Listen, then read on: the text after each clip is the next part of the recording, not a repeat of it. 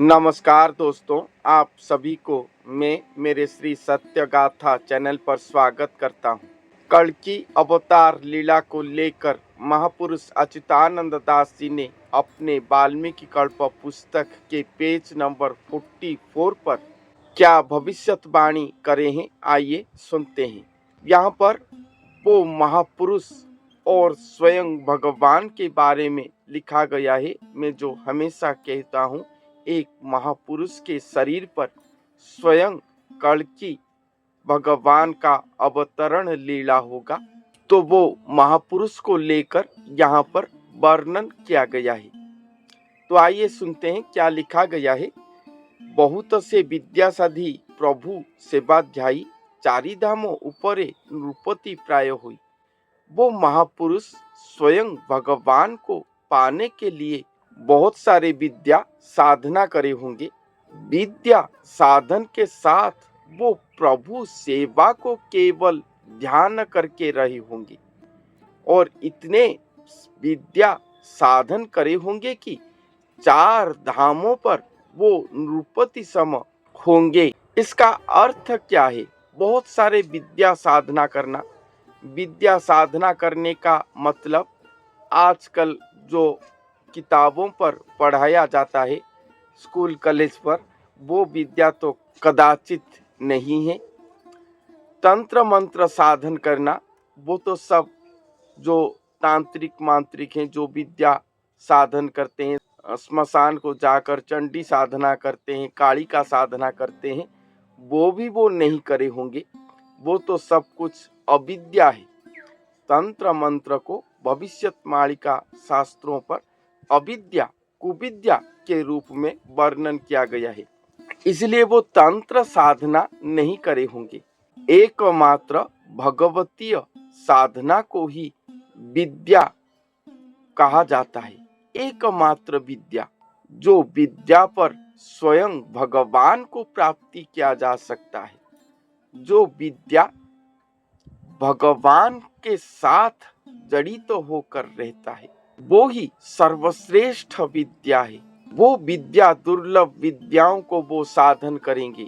महापुरुष अच्युतानंद दास जी की गुरु भक्ति गीता, जो कि सर्वश्रेष्ठ पुस्तक है, वहां पर लिखा गया है कि जो गुरु आएंगे, छाया, ज्योति, अबाड़, समाधि, ये 4 को साधन करे होंगे।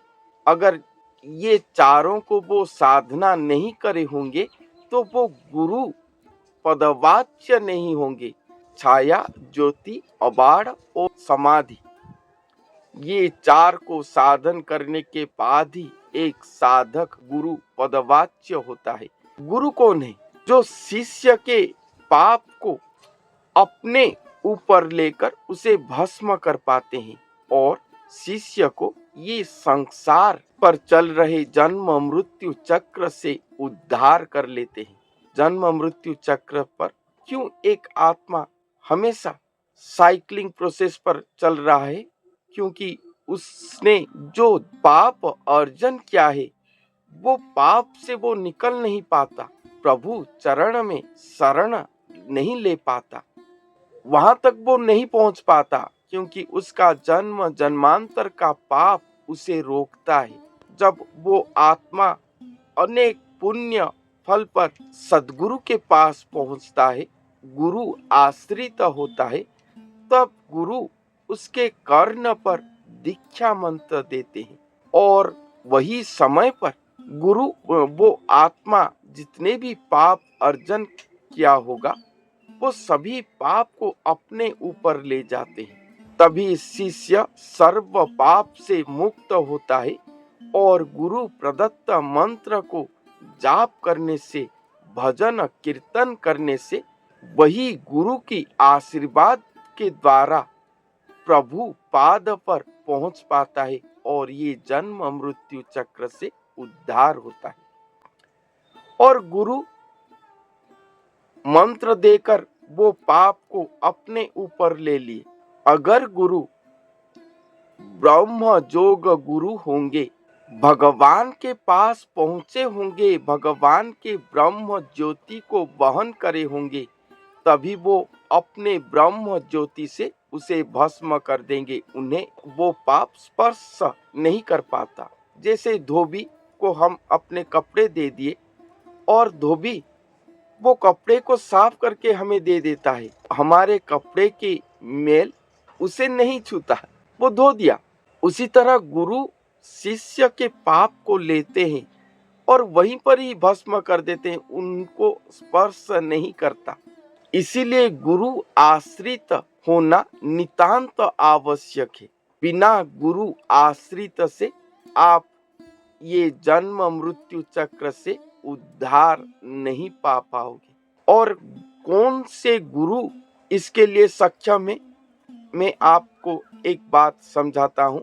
अभी जो संसार पर गुरु हैं, जो कि प्रवचन करते हैं, कथा प्रवचनकार हैं, अनेक साधक भी हैं जो कि तंत्र मंत्र दुर्गा काली अनेक देवियों की पूजा करते हैं, नाम महिमा को गाने वाले भी गुरु हैं, कुछ सिद्धियां भी प्राप्ति करे हैं, आगम निगम कह पाते हैं, स्पर्श करके रोग वैराग भी अच्छा कर देते हैं, देवी शक्ति पर निपुण हैं, ऐसे भी गुरु हैं।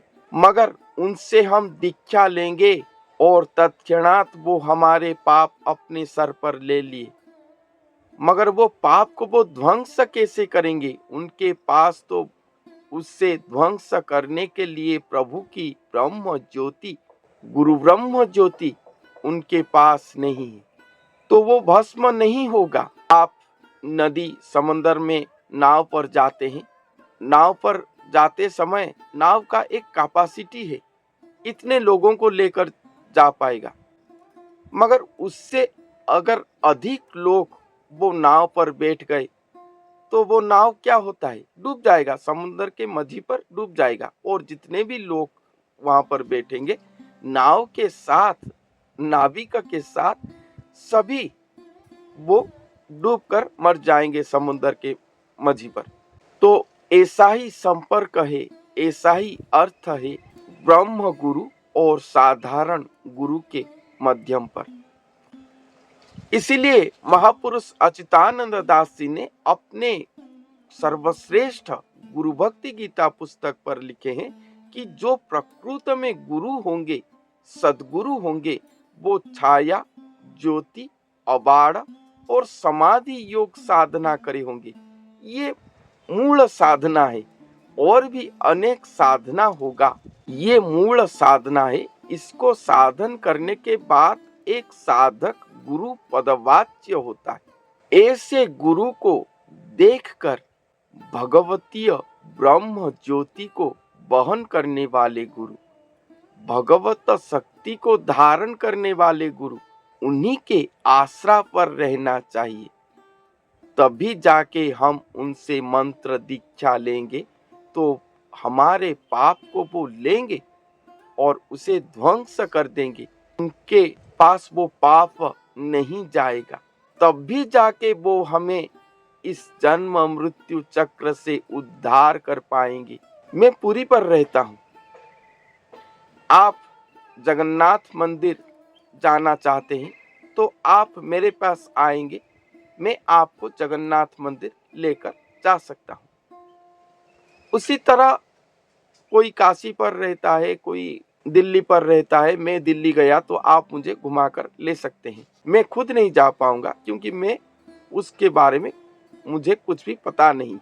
उसी तरह एक गुरु जो भगवान के पास पहुंचकर आए होंगे, वो गुरु भगवान कहाँ पर हैं, कैसे जाते हैं उनके पास, उनके श्रीपाद पर कैसे लीन होना पड़ता है, ये सब वो साधन करके गए होंगे, जानते होंगे, पहुंचकर आए होंगे। तब भी हम उनके शरणापन्न हुए तो वो हमें वहां पर लेकर जा सकते हैं। अगर कोई गुरु केवल शास्त्र पठन करके जाना हो, भगवान कैसे हैं, कैसे जाते हैं, तो वो हमें मार्गदर्शन करवा सकते हैं, मगर पहुंचा नहीं सकते क्योंकि वो खुद ही नहीं पहुंचे हैं, हमें क्या लेकर पहुंचाएंगे। ये फर्क है गुरु और सद्गुरु के अंतर। और जो केवल शास्त्र पठन करे हैं, पहुंचे नहीं है, वो एक प्रकार के शिक्षक हैं, गुरु पदवाच्य नहीं है, गुरु सम है। और जितने भी गुरु आज तक ये चार धाम पर सृष्टि हुए हैं, उनसे भी ततोधिक होंगे वो महापुरुष, क्योंकि सर्व विद्या को वो साधन करे होंगे। स्वयं भगवान के जितने भी विद्या है, सभी को वो साधन करे होंगे। जैसे द्वापर में सांदीपनी मुनि के पास श्री कृष्ण गए थे, सभी विद्या पर वो निपुण हुए थे, बहुत कम समय पर सभी विद्या पर वो निपुण हो गए थे। उसी तरह ये भी अपने साधन योग के द्वारा सर्व विद्या पर वो निपुण होंगे। आप सोचोगे कि वो सर्व वेद शास्त्र पर अनर्गल कह पाते होंगे। जैसे जगत गुरु कृपालु जी महाराज थे, सर्व वेद उनके मुख पर था। ऐसा नहीं होंगे वो, क्योंकि पट्टा मडान पुस्तक पर लिखा गया है, संत अच्युतानंद दास जी की वो पुस्तक है, वहां पर लिखा गया है कि इस जन्म पर वेद विद्या शास्त्र को पढ़ने के लिए समय नहीं रहेगा, इसलिए वो अपने तृतीय नयन पर सर्व विद्या अभ्यास करते होंगे। तृतीय नयन ज्ञान नेत्र त्रिकुट नयन, वहीं पर ही वो सर्व विद्या को साधन करे होंगे। सर्व विद्या जो भी शास्त्र आप उन्हें पूछोगे, उसे वो अति ही सरल स्पष्ट तरीके से आपको समझा पाएंगे। जितने भी भगवतीय शक्ति साधन है, सभी को वो साधन कर पाएंगे। एक एक दिखाते हैं कि पानी के ऊपर चलकर चले गए, अग्नि के ऊपर सो पड़े। ये कोई भगवतीय साधन नहीं है, ये चमत्कारी साधन है।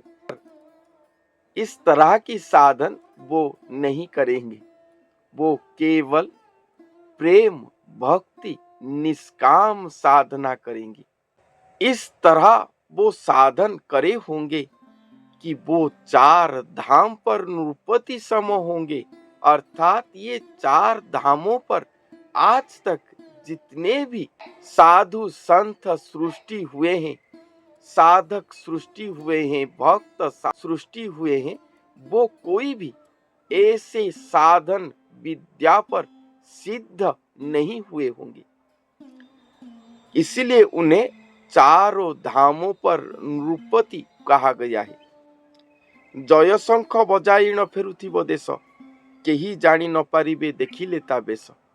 जय शंख बजाकर वो देश पर फेरे होंगे, अर्थात वो इस भारत देश पर विजय करे होंगे।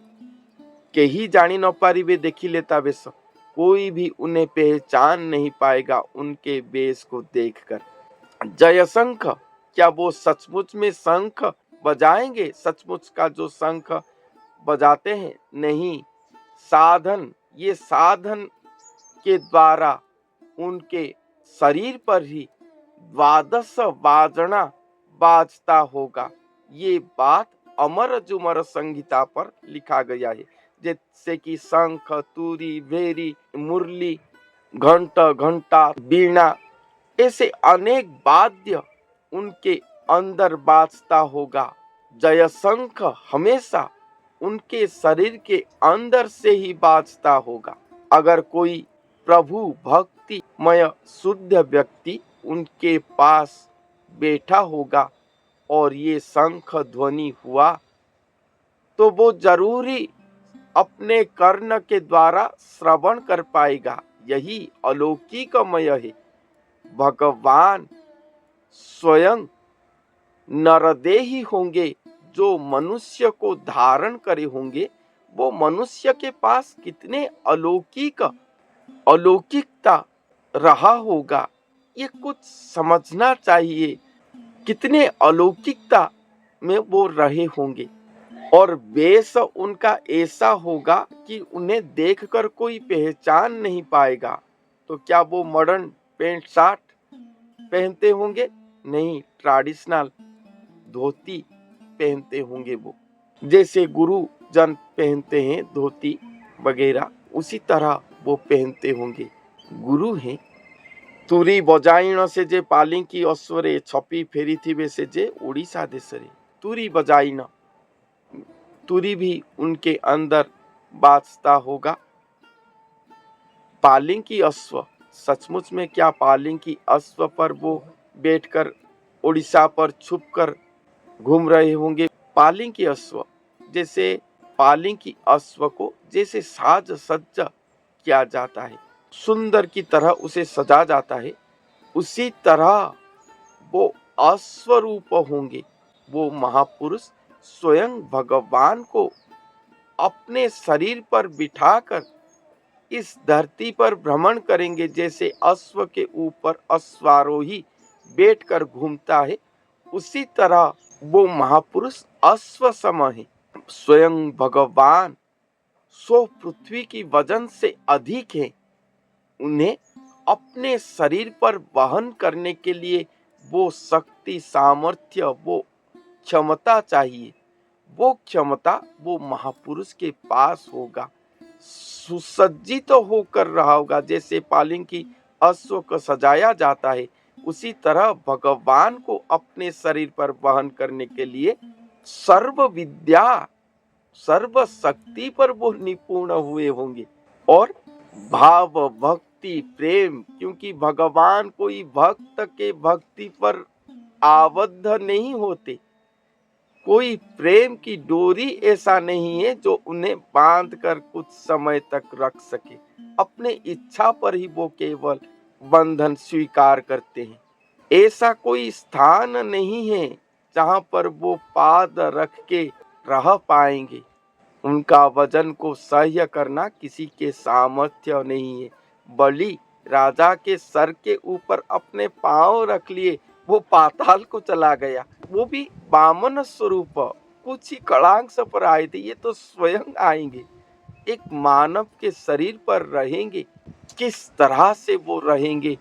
मनुष्य शरीर पूज रक्त पर दुर्गंधमय है, तो वो शरीर कितना शुद्ध हुआ होगा, जहां पर सुगंधी का पर्वत सम नाना प्रकार के वासना युक्त शरीर हुआ होगा। वो शरीर को वासना युक्त करने के लिए कोई सेंट, साबुन की आवश्यकता वहां पर नहीं होता होगा।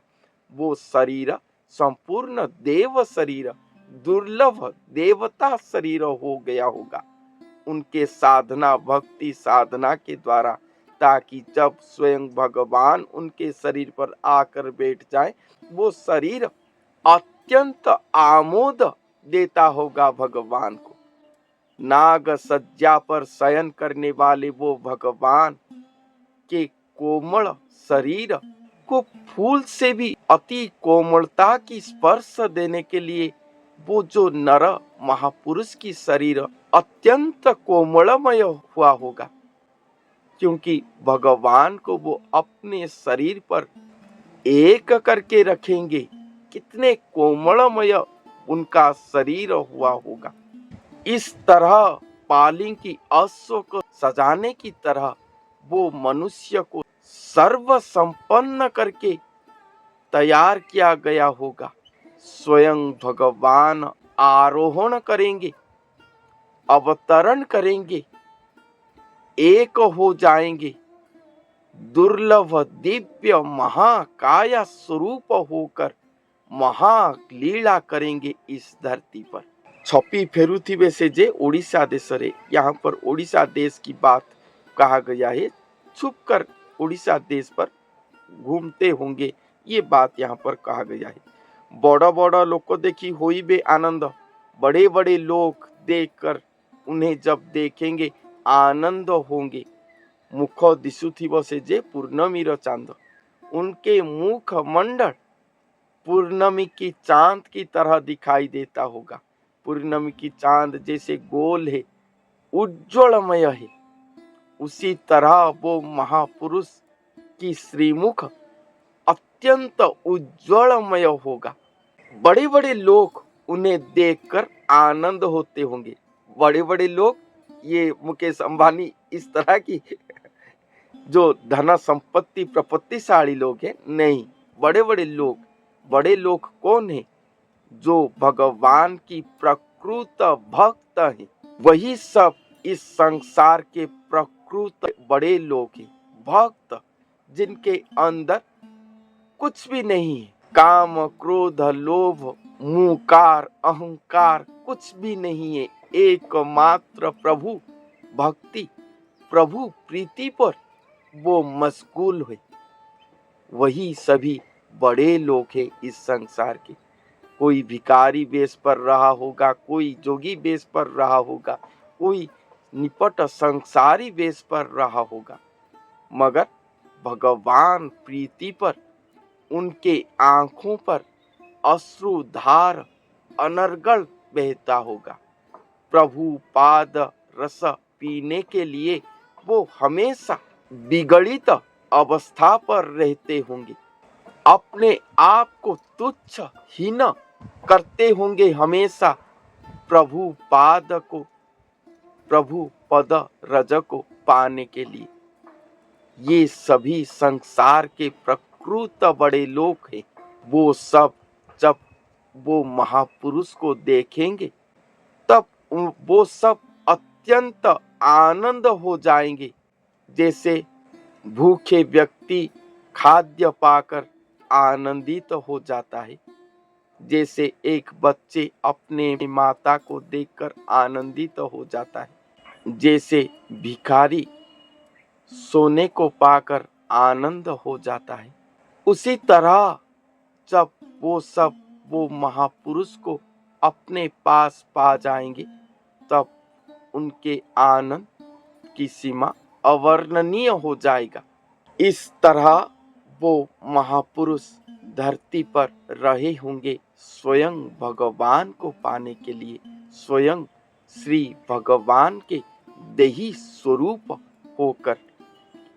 और जब स्वयं भगवान उनके साथ एकदेही होकर स्वयं नर देही हो जाएंगे, तब वो खुद ही अपने दर्शन लीला के द्वारा अपने आप को दिखाएंगे कि वो कहाँ पर हैं, कौन से मनुष्य शरीर को वो वहन करे हैं और कौन है वो महापुरुष जो सभी भक्त जनों को इस कड़ी ताप से उद्धार करेंगे। जब तक ये लीला प्रमाणित नहीं होता तब तक हम सभी की इंतजार उन्हीं के लिए ही है। तो आज के लिए इतना ही। धन्यवाद।